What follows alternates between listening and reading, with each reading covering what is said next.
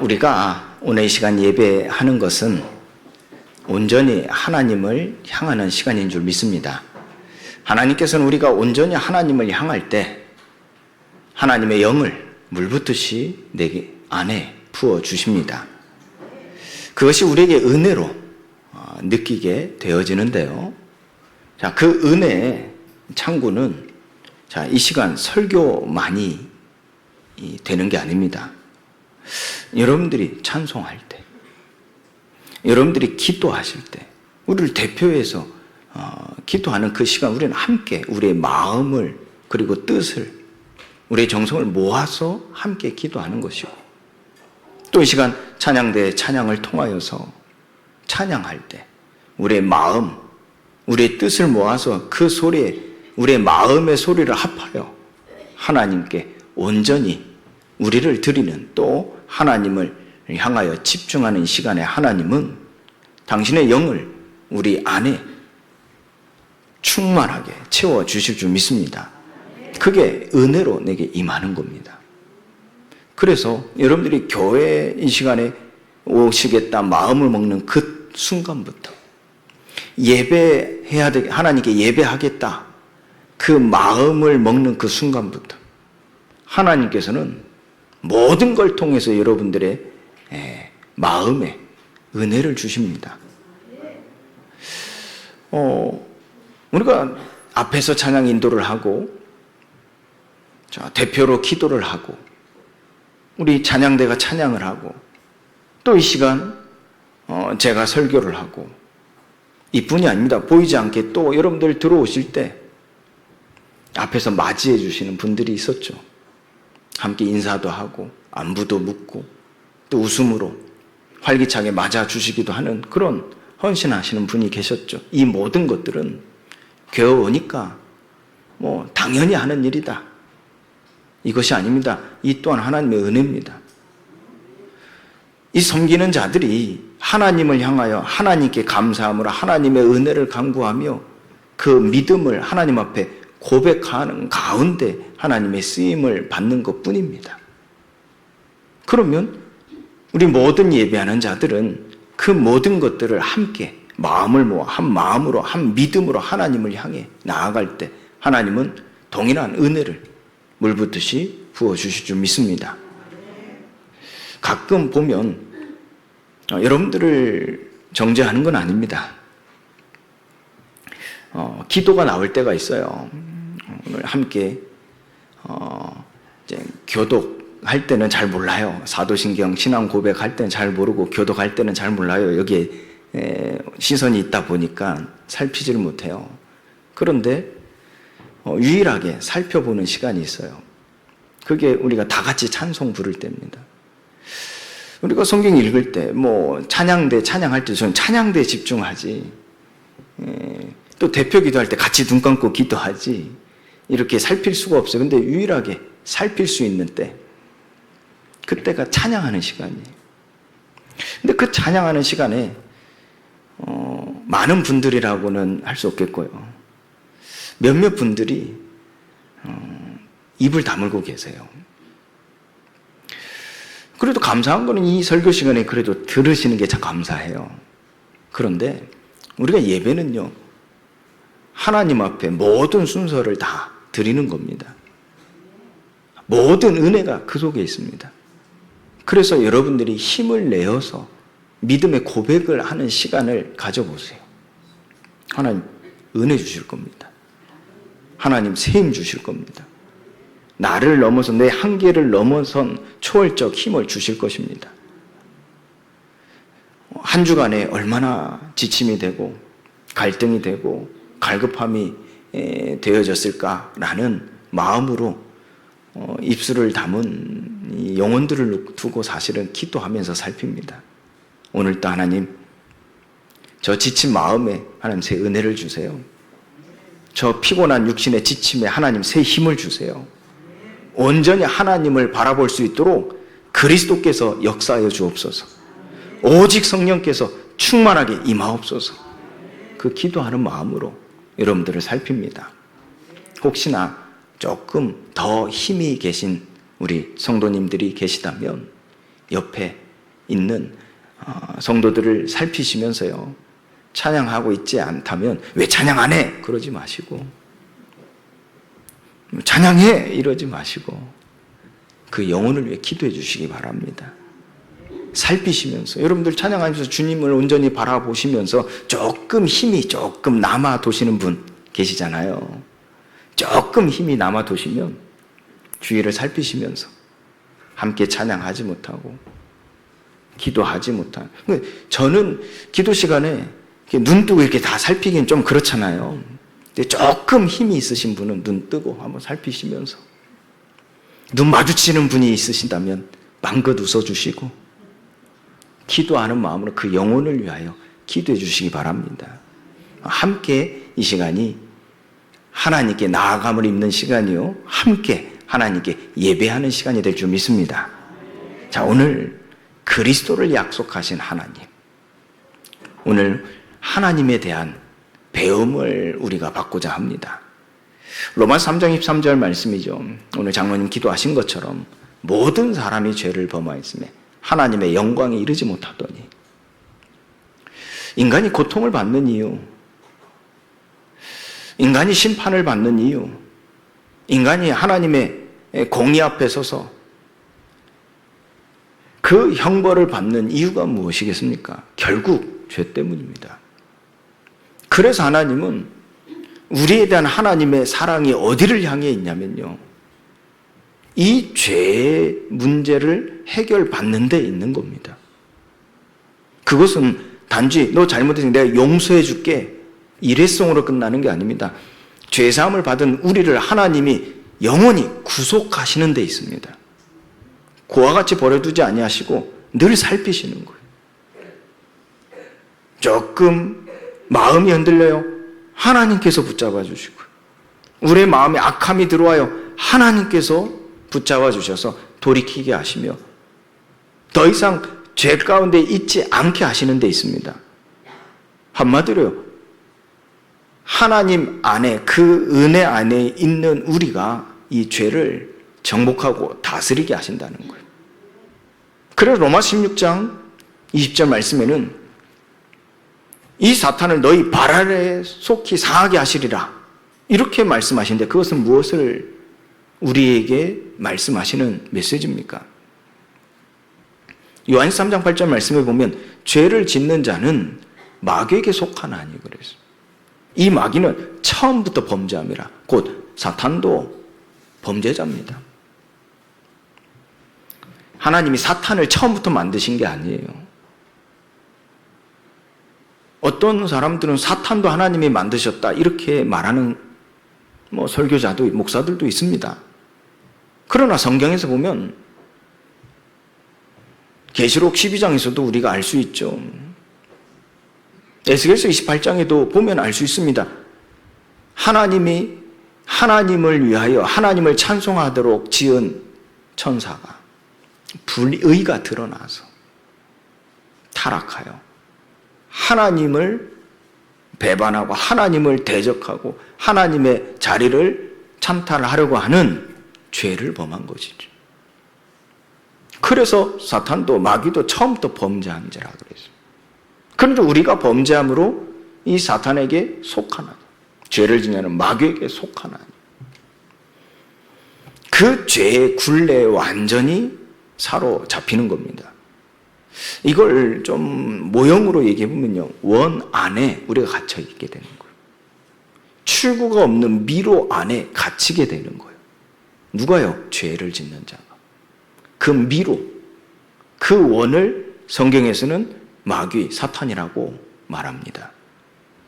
그래서 우리가 그 안에서 아무리 열심히 하고 아무리 노력하고 아무리 최선을 다해도 결국 앞으로 나아간다 할지라도 원 안에 있습니다.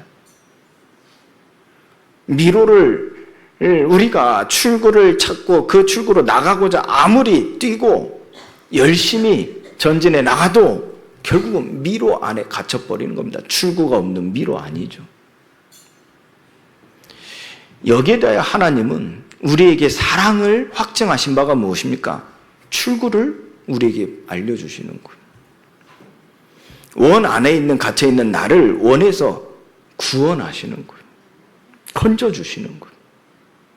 이 원 안, 미로, 출구가 없는 미로 안을 바울은 이렇게 표현합니다. 죄와 사망의 법이라 그랬어요. 죄와 사망의 법이라. 사도 요한은 이렇게 표현하지 않았습니까? 요한일서 3장 8절 말씀에 마귀에게 속한다 이렇게 표현하지 않았습니까?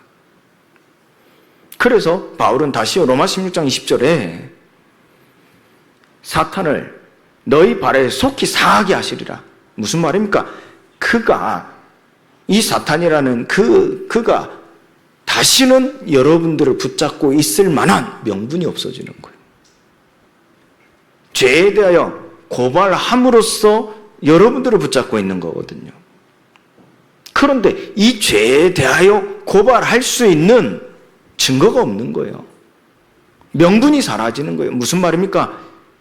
예수님께서 십자가에서 우리의 모든 죄를 친히 대속하셨기 때문입니다.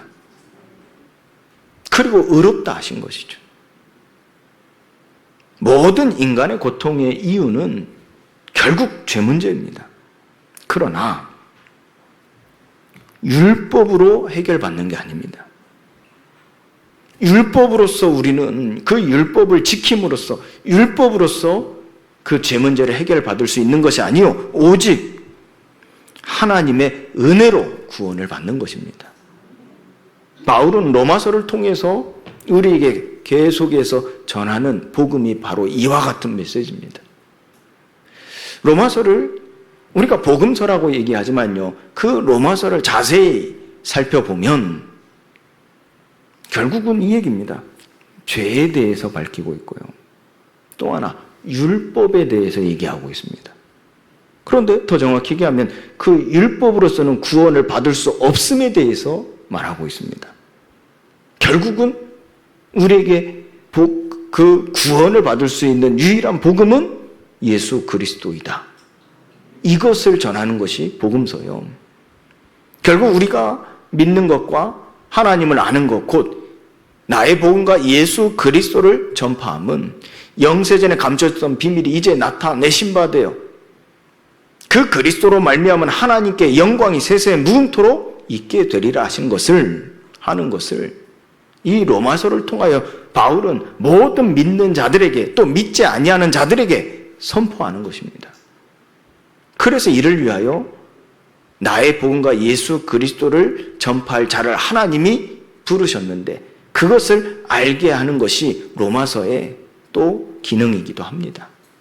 그래서 로마서 16장 1절부터 23절까지의 말씀에서는 이와 같은 자들의 하나님의 영광과 하나님의 칭찬과 하나님의 인정하심과 하나님의 사랑하심이 나타나는 것으로 역사에 그 발자취에 기록되어 있는 것이죠. 또 반대로 23절부터 17절부터 20절까지 말씀에는 23절까지 말씀이죠. 그 말씀에는 결국은 이 죄로 말미암아 멸망에 이르게 되어지는 그들의 미래에 대해서 경고하며 주 예수의 은혜와 평강이 있는 자들에게는 사탄이 너희 발에 속히 상하게 하나님께서 친히 하시리라는 그 복음을 선포하는 것입니다. 자, 그렇다면 이 죄 가운데 죄 아래에 있는 우리에게 절대적으로 필요한 게 무엇이겠습니까? 율법이 아니겠지요. 바로 하나님의 은혜입니다. 설교는 그 하나님의 은혜를 내 안에 머무르게 하는 통로입니다. 수단입니다. 방법입니다. 본질은 무엇입니까? 하나님의 은혜가 임해야 돼요.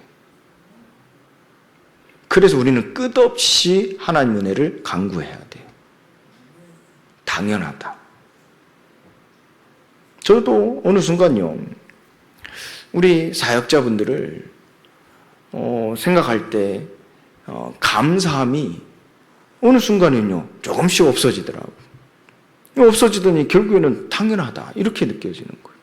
여겨지는 거예요. 아, 하나님을 위하여, 저들을 위하여 하나님께 쓰임받는 하나님의 사람으로 저들이 하나님께 영광이 되어지는 삶을 살고 있구나라고 느껴지지, 그 수고와 헌신에 대해서 이 감사함이 점점 없어지는 거예요. 근데 그거는 뭐 부정적인 의미에서가 아니라 그만큼 하나님과의 관계가 회복되어지니까 그 마음이 하나님을 향하여 드릴 때 그 헌신과 수고가 가치 있고, 그 대가가 아니라 그 감사함으로 내 자신이 하나님 앞에 드리는 영적 예배가 되어진 게 기쁨이 있어. 그것을 그냥 마땅히 여겨진 거죠. 마음을 놓은 거죠. 쉽게 얘기하면. 더 쉽게 얘기하면 자녀들이 크니까 물가에 내놔도 그냥 놀으라 하고 나는 내 할 일을 하는 거죠. 엊그저께 우리 가까운 지역에서 그렇게 깊지도 않은 물에서 8살짜리 아이가 익사사고를 당했어요. 결국 무엇이겠습니까? 그 부모가 이제 8살이나 됐으니까 컸다 하고 놀으라고 내버려 둔 거죠. 그러니까 순간 사고가 일어난 것이겠죠.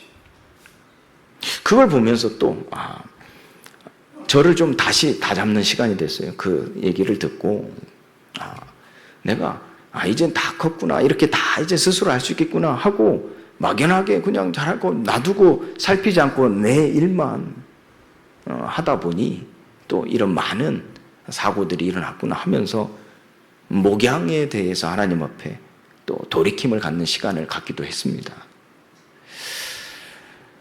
우리는요, 하나님의 은혜를 두고 항상 감사해야 되는 마음을 가져야 돼요.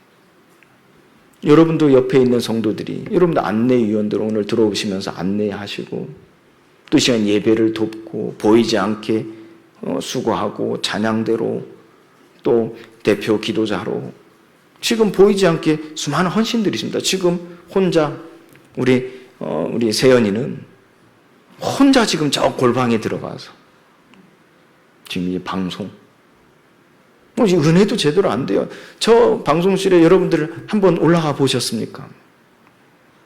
저도 오랜만에 한번 올라가 봤어요. 그랬더니 에어컨도 없는 거예요. 몇 달 전만, 아니 지금 한 달 전에 에어컨이 없었다니까. 이 뜨거운 폭염 가운데 에어컨도 고장 나가지고. 그래서 제가 부탁해서 저 되는지 확인하고 안 되면 당장 바꿔주시라고. 우리는 이와 같이 예배를 드리지만 우리 주위에 수고하고 헌신한 그 성도들은 당연하다고 생각할 때가 많습니다. 그런 분들이 수고하고 헌신하기 때문에 우리가 이렇게 편안하게 예배 드릴 수 있거든요. 이처럼 하나님의 은혜도 우리는 때로는 당연하다고 여기집니다. 그러다 보니 필요에 따라 하나님 채워주시겠지. 광야길을 걸어가는 속에 이스라엘에게 하나님께서는 일용할 양식을 주신 것처럼 내게 일용할 양식을 주시겠지 하는 믿음으로 우리는 안주할 때가 많았습니다. 그러다 덜컥 하나님의 시험이 오면 우리는 그 속에서 불신앙하고 불순종할 때가 너무 많았습니다. 우리는 하나님의 은혜를 끊임없이 간구해야 될 존재입니다. 우리에게는 이 죄라는 이 문제가 아직 남아있기 때문에요. 끊임없이 예수 그리스도의 피로 깨끗게 되어짐에 사김이 필요한 겁니다. 예수님과 더불어. 그 예수의 피가 우리를 모든 죄에서 깨끗게 하실 것이라. 우리는 끊임없이 이 은혜를 간구해야 될 줄 믿습니다. 우리가 이렇게 은혜가 필요할 때요, 하나님은 그리스도에 대하여 약속하셨어요. 이 은혜가 절대적으로 필요한 내게 하나님은 그리스도에 대하여 말씀하셨다니까요. 창세기 3장 15절에요.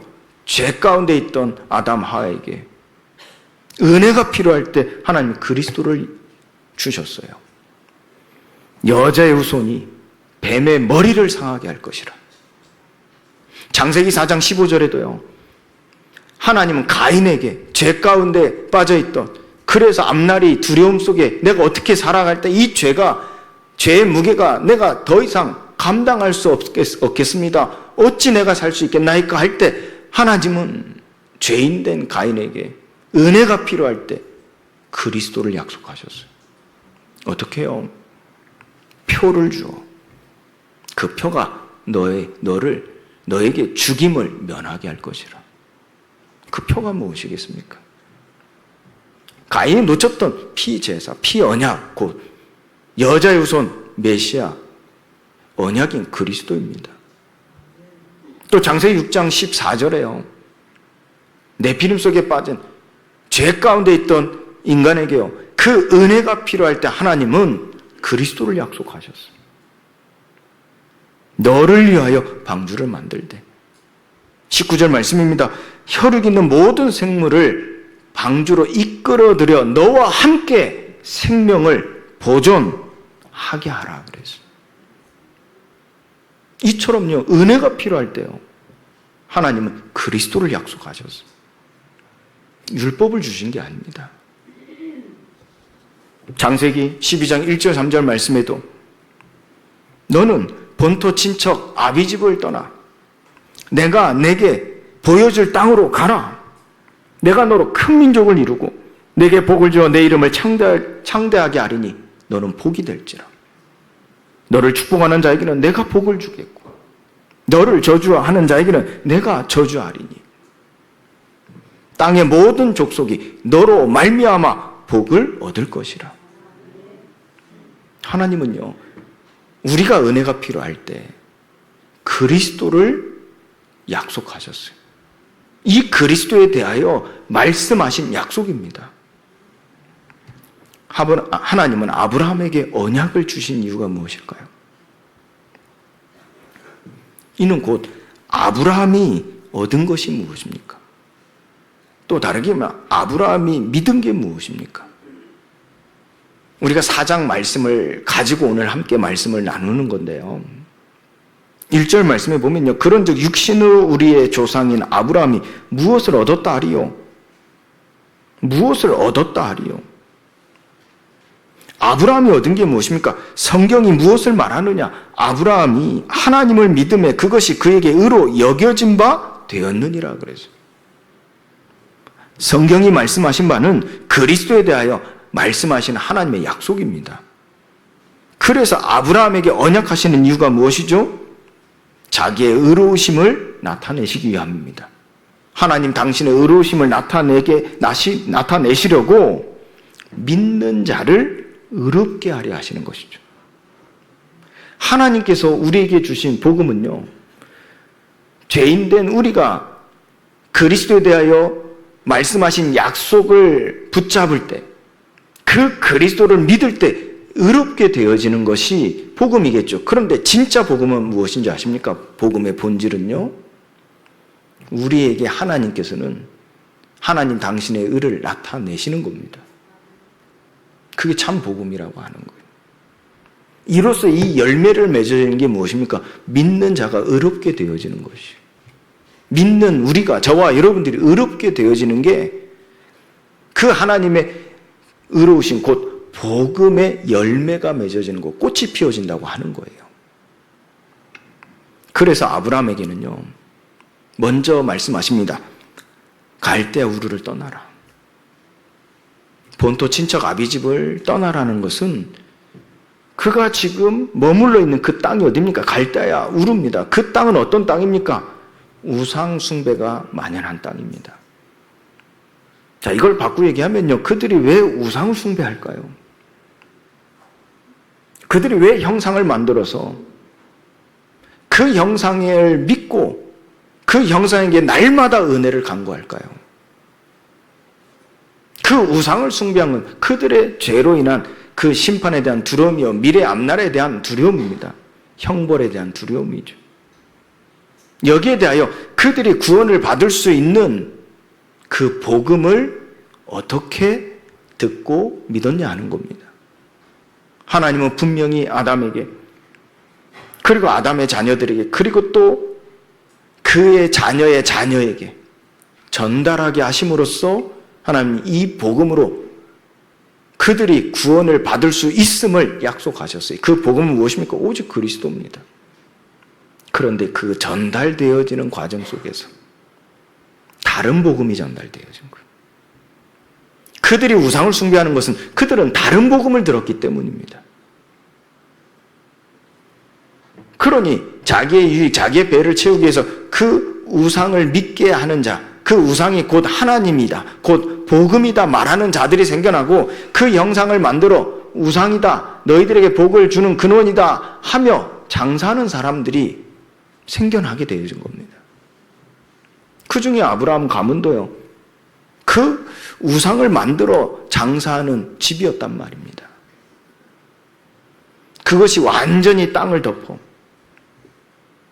이 패역한 땅, 악이 가득한 땅에 하나님께서는 아브라함을 택하셔서 아브라함에게 말씀하시는 거예요. 먼저 갈대아 우르를 떠나라. 그리고 내가 내게 보여줄 땅으로 가라. 무엇을 말하는 겁니까? 그 땅은 실질적으로 아브라함이 이르게 되어진 땅인데 아브라함은 그것이 어딘지를 잘 몰랐어요. 또 어떤 의미인지를 몰랐어요. 그러나 하나님은 무엇에 대한 약속이었습니까?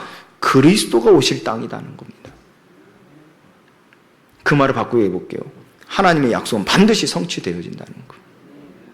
그걸 믿게 하시는 거예요.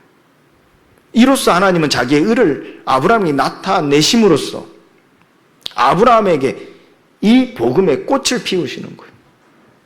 하나님은 씨를 뿌리시죠. 생명의 씨를 뿌리셔서 그 생명의 씨를 뿌리시는 하나님의 목적은 어디 있습니까? 그 씨가 자라 꽃이 되고 아름다움을 내뿜고 또한 그 씨가 열매를 맺어 또 다른 씨가 되어지기를 원하시는 거예요. 그 목적이 있는 겁니다. 그래서 약속의 땅으로 가라 그랬어요. 창세기 12장 1절부터 9절까지 말씀은 약속의 땅으로 가라 그랬죠. 그래서 아브라함은 그 하나님의 말씀을 믿고 그 약속을 믿고 떠납니다. 결국 갈대아 우르를 떠납니다. 곧 자기가 믿고 있는 우상을 버립니다. 그런데 하나님은 그 우상을 버리는 데는 완전함이 필요한 겁니다. 우리가 10개 우상을 섬기는데 하나는 남겨두고 9가지 우상을 버린다고 해서 하나님이 우리를 의롭다 하시는 게 아닙니다.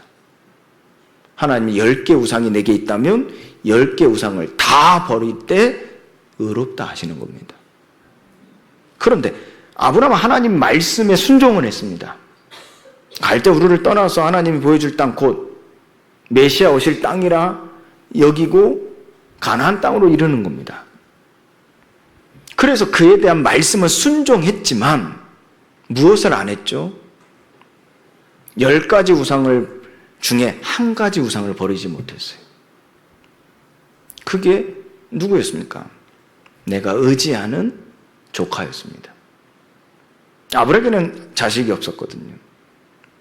그리고 우리 가문을 이어나가기도 하면서 함께 동역할 조카 롯이었습니다. 그 우상을 버리지 않았어요. 명분은 좋습니다. 그 어머니와 함께 유일하게 남은 가족이죠. 유일하게 남은 가족입니다. 자기와 자기 누이 유일하게 혈육이 남아있어요. 그래 갈대아 우르로 머물러 지내는데 결국 그 하람마저도 자기 누이마저도 죽게 되어졌어요. 그러니 결국 남아있는 그 조카 한 사람을 누가 거둘 수 있겠습니까? 명분이 좋죠. 그런데 그 명분 뒤에 숨겨져 있는 이면에 우상이 있는 겁니다. 아브라함이 조카로 의지하는 겁니다. 이 미래에 대한 막막함, 이 암울함, 이 흑암, 어두움에서 함께 이걸 이겨낼 수 있는 존재로 롯을 택한 겁니다. 하나님은 어떨 때요? 그가 우상을 떠날 때 그를 그의 의로, 하나님의 의로 여기셨다 그랬어요. 그 장면이 어디에 나옵니까?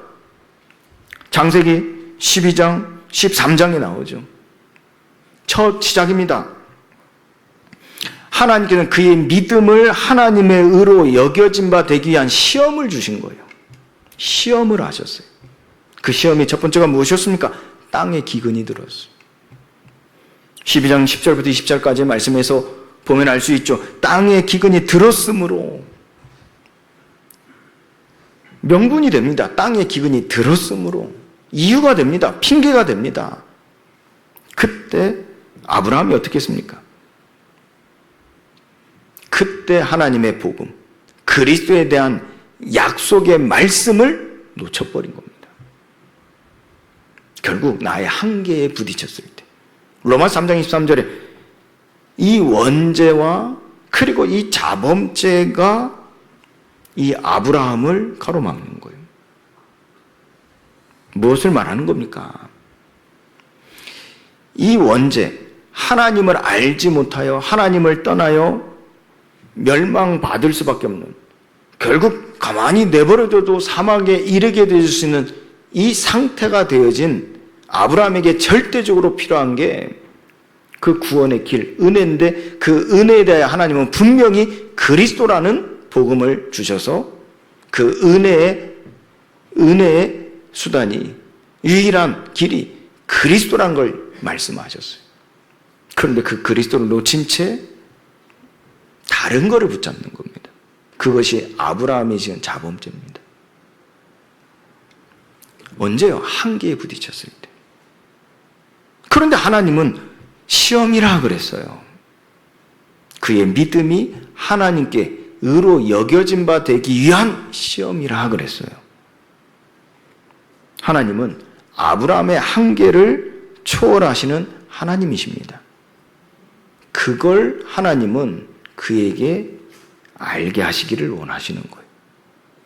자신의 한계를 초월하시는 하나님을 믿게 하시려는 하나님의 시험이었습니다. 그래서 그 당시 상황을 보면요, 아브라함이 어땠어요? 하나님께 은혜를 간구한 것이 아니라, 그리스도를 붙잡은 것이 아니라 살 길을 찾아간 겁니다. 그런데 보세요. 분명히 아브라함이 잘못했는데 하나님은 아브라함 편에 서서 아브라함을 옹호해 주셨어요. 무엇 때문입니까? 하나님은 자신의 한계를 초월하시는 하나님을 믿기를 원하셨던 거예요. 그걸 보여주고요. 미운 사람 떡 하나 더 줍니까? 그런 의미가 아니겠죠. 하나님은 아브라함에게 원하시는 게 있었다니까요. 시험하신 이유가 있었다니까요.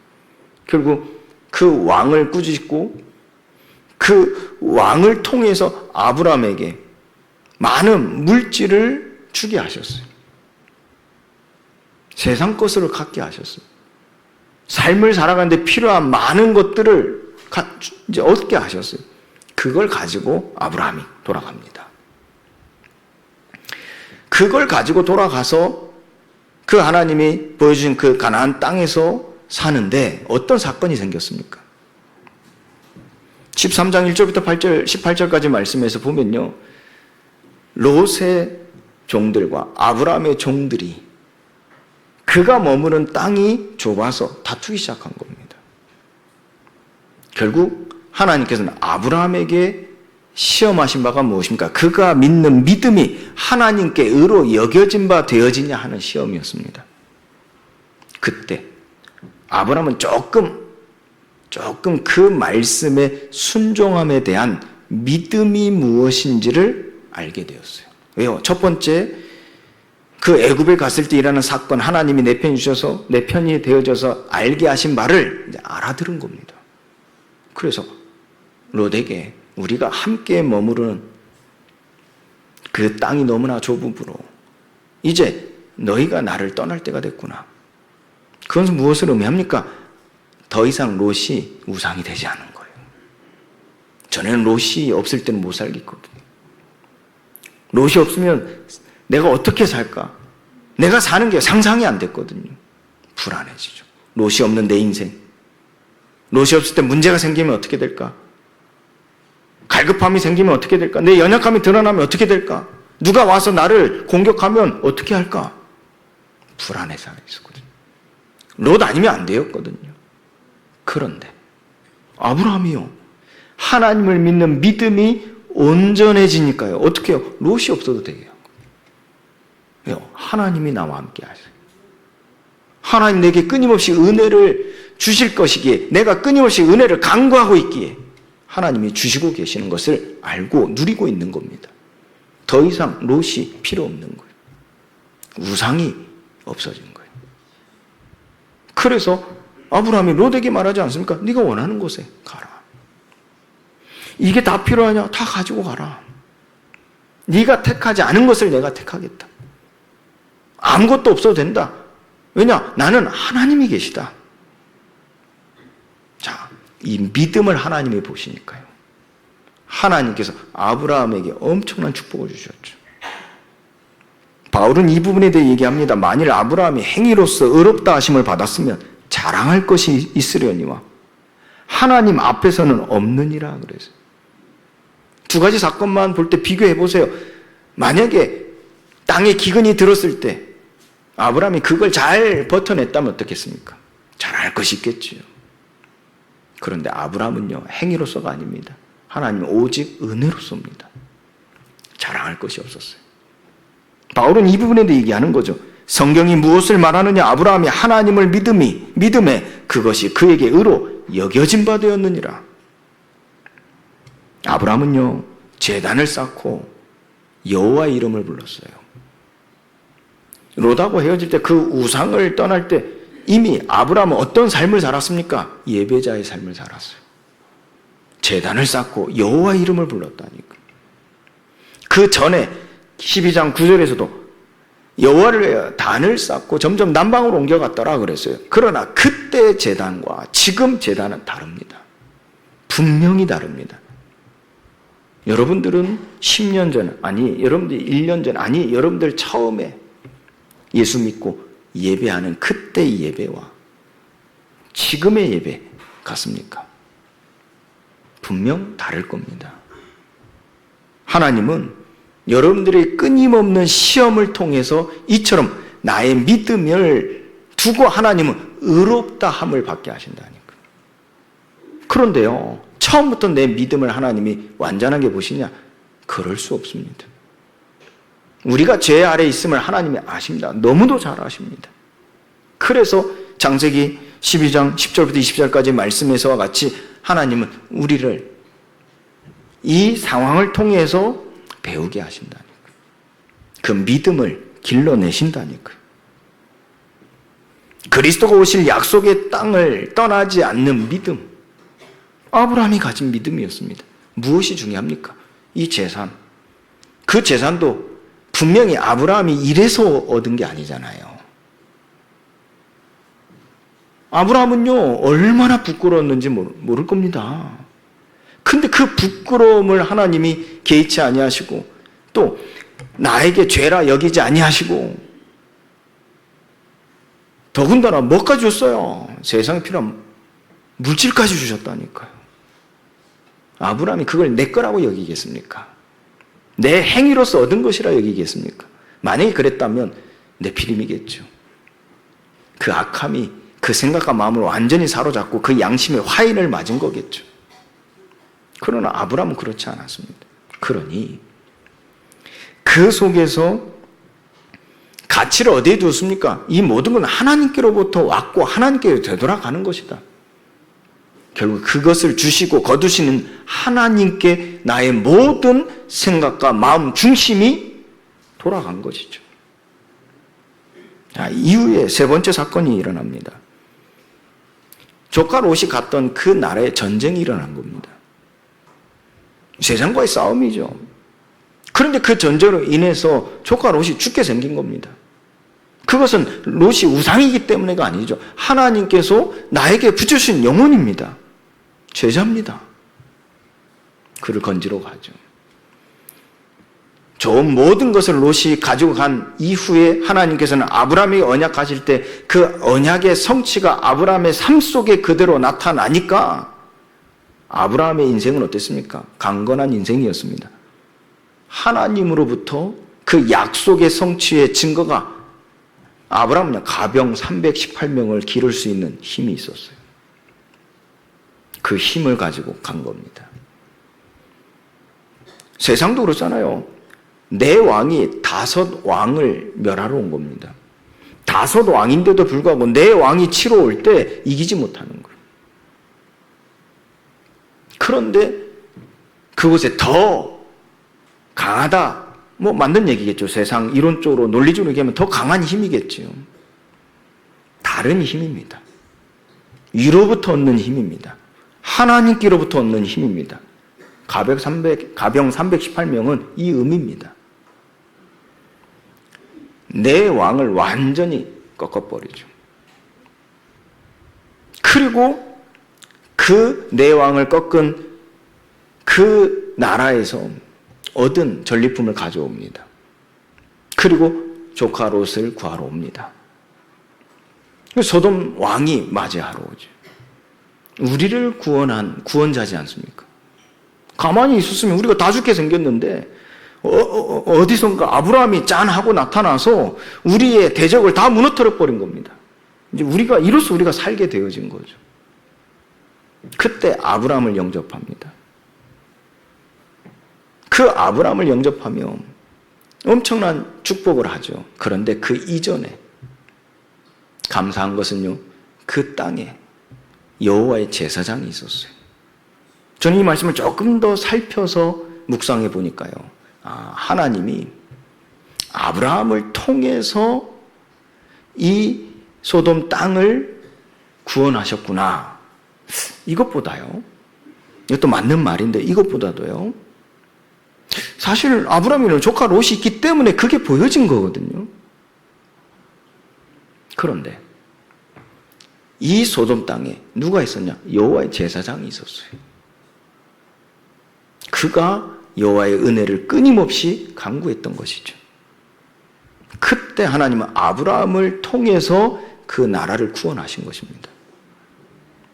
아브라함은요, 이거를 알고 있기에요, 멜기세덱에 가서 11조를 냅니다. 그 내 왕으로부터 얻은 것의 10분의 1을 드립니다.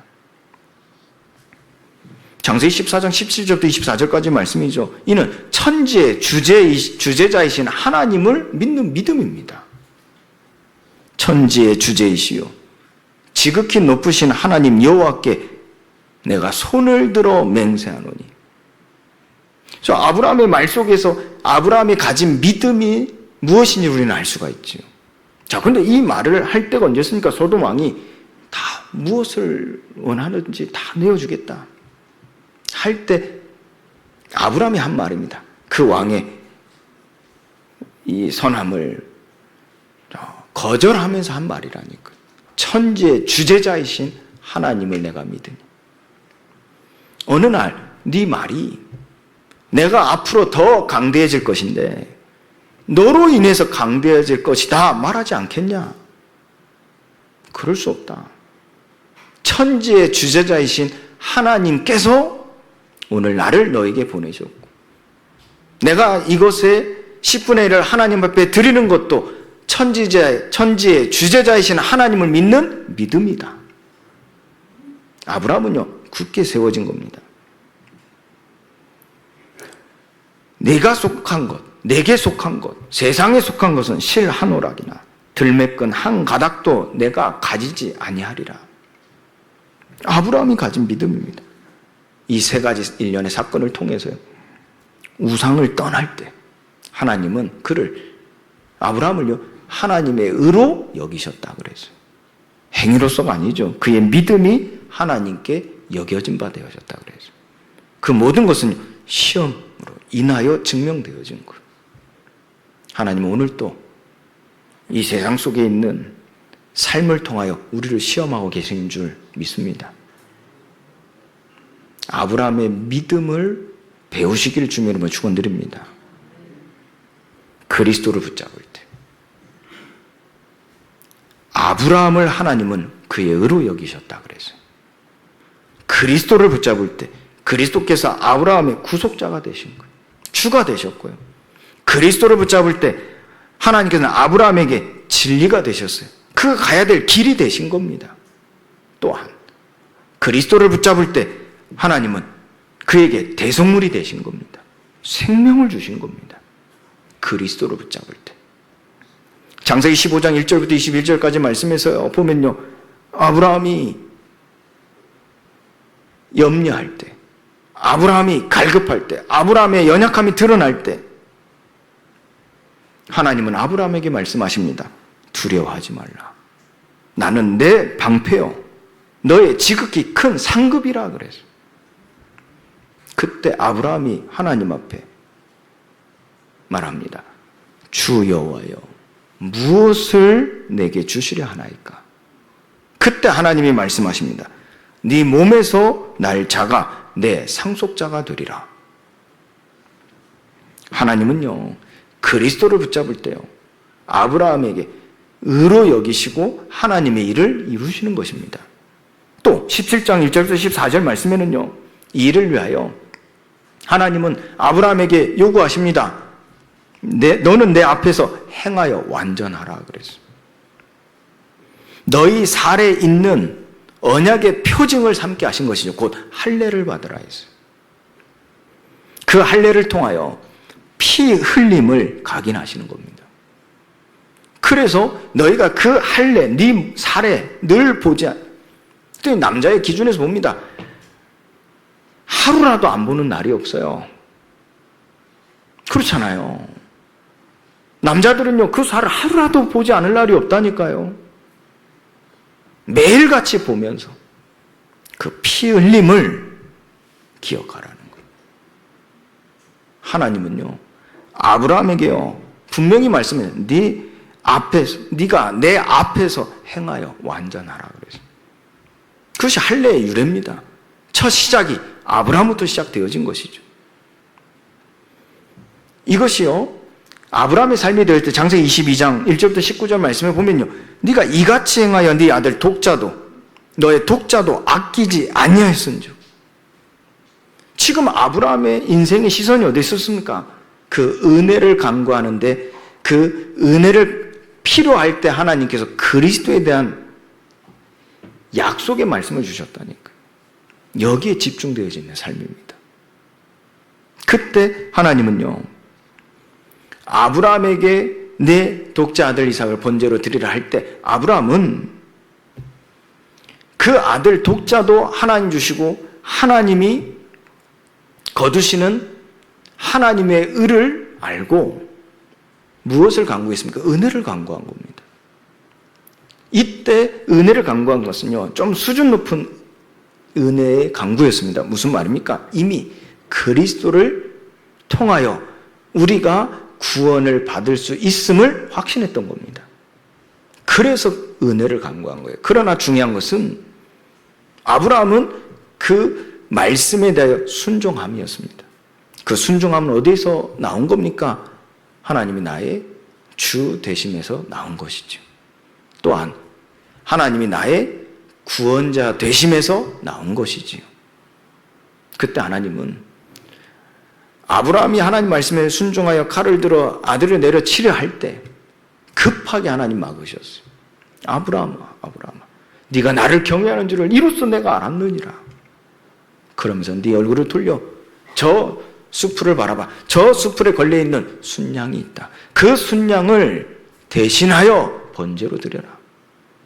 아브라함은요, 그 말씀을 듣고요, 저 수풀에 걸려있는 그 순양을 가져다가 아들을 대신하여 번제로 드렸습니다. 이것이 오늘날 하나님께서 아브라함을 의롭다 하신 증거입니다.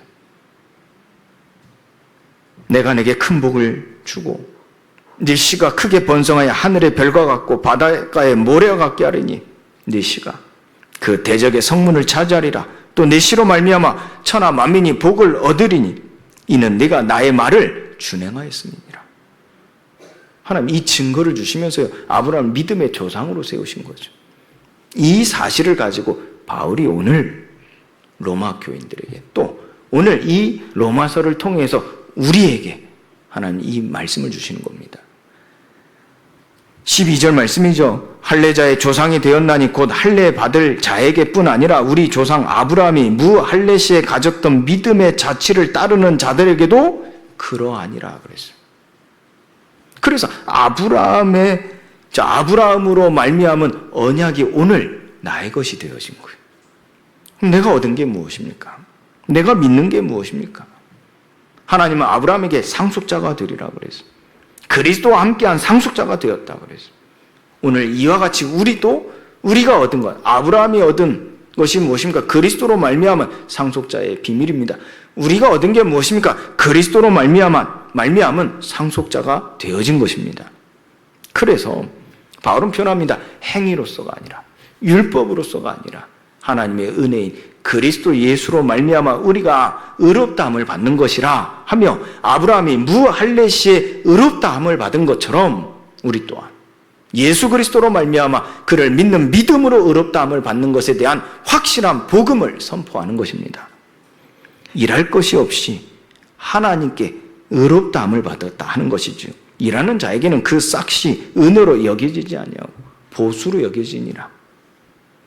그래서 우리가 교회에 와서도 우리가 세상에 살면서도 하나님 나라의 일을 할 수 없는 것이 무엇입니까? 우리가 받은 은혜가 아닌 보수로 여겨지는 겁니다. 내가 만약 율법을 잘 지킴으로써, 내가 만약에 선행을 잘 베품으로 인하여서, 내가 모든 이 사회에 어떠한 큰 공적을 세움으로써 그것이 내가 얻는 복이요, 내가 의롭다함을 받는 증거가 되어진다면 하나님께서 우리를 위하여 십자가에 그리스도를 보내사 죽으신 것은 헛된 것이 되겠지요. 그러나 예수 그리스도의 죽음은 헛된 것이 아니라 이 지구 사상 모든 인간의 최고의 값진 은혜의 선물인 줄 믿습니다. 이것은 하나님께서 우리에게 주신 은혜요, 일할 것 없이 하나님께 의로 여기심을 받았습니다.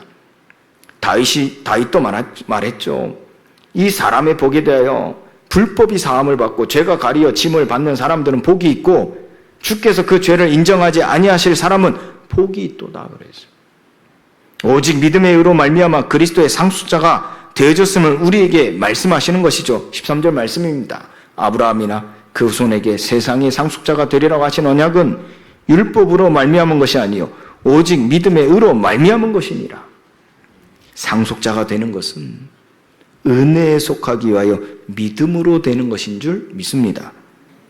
이는 그 약속이 모든 후손, 곧 율법에 속한 자뿐 아니라 아브라함의 믿음에 속한 자에게도 견고하게 되게 하려는 것이요, 아브라함은 저와 여러분들의 믿음의 조상인 줄 믿습니다. 이 말은 무슨 말입니까? 그 믿음이 우리에게도 이어지는 거예요. 하나님의 그 약속이 우리에게도 임하는 거예요.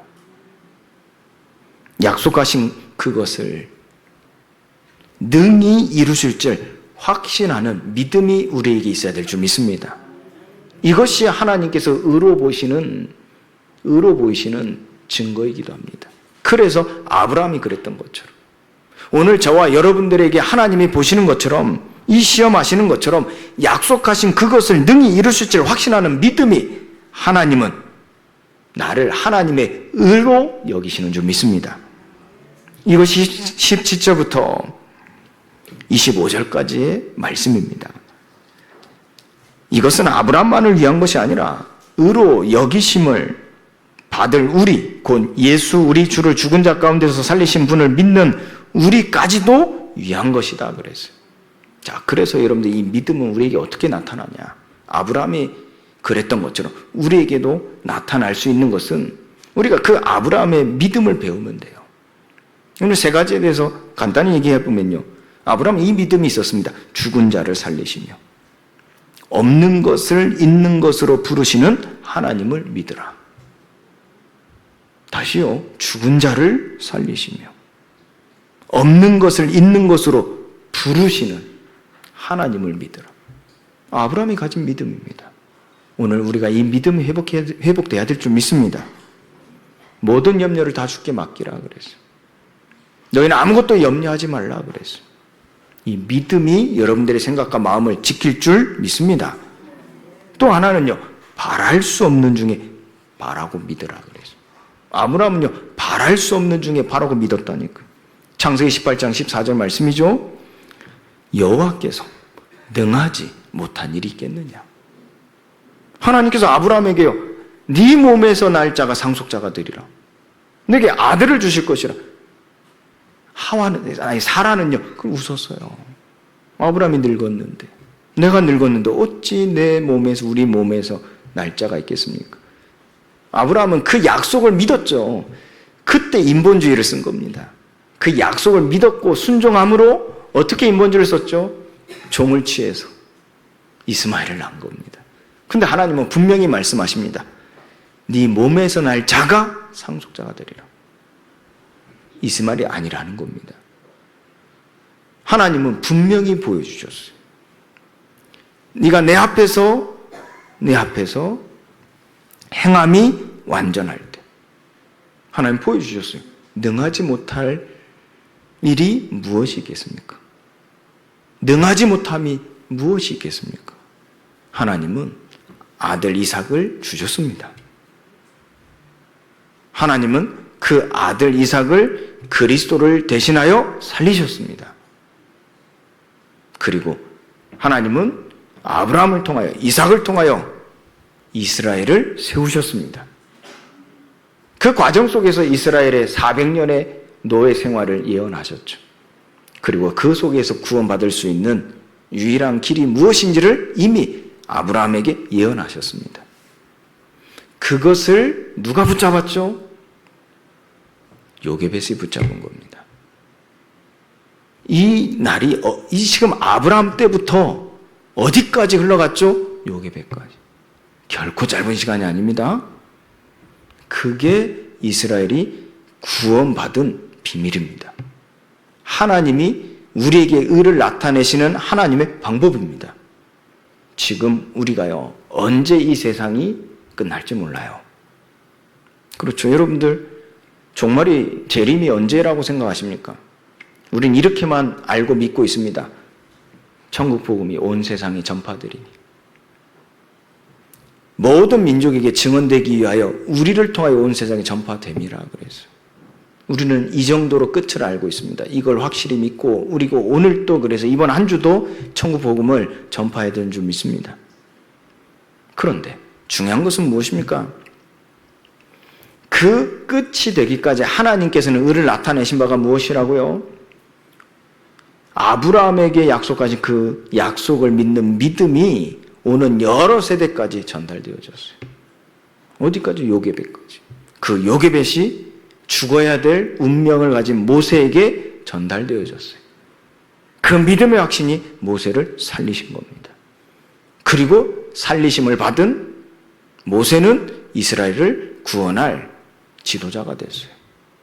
증인이 됐어요.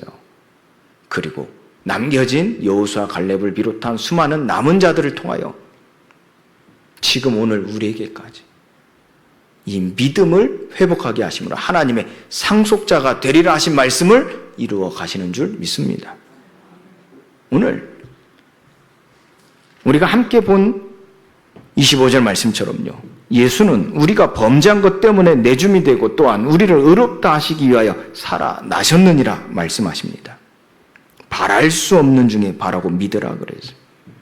그리고 마지막 세 번째로 믿음으로 견고해져서 하나님께 영광을 돌리며 약속하신 그것을 또한 능히 이루실 줄 확신하라는 겁니다. 모세가 어떤 상황이었습니까? 선지자들이 어떤 상황이었습니까? 초대교회 성도들이 어떤 상황이었습니까? 지금 우리는 어떤 상황입니까? 아무것도 염려하지 말고요, 주 예수를 믿으시기 바랍니다. 우리에게 은혜로 주신 예수 그리스도를 오직 바라보시기 바랍니다.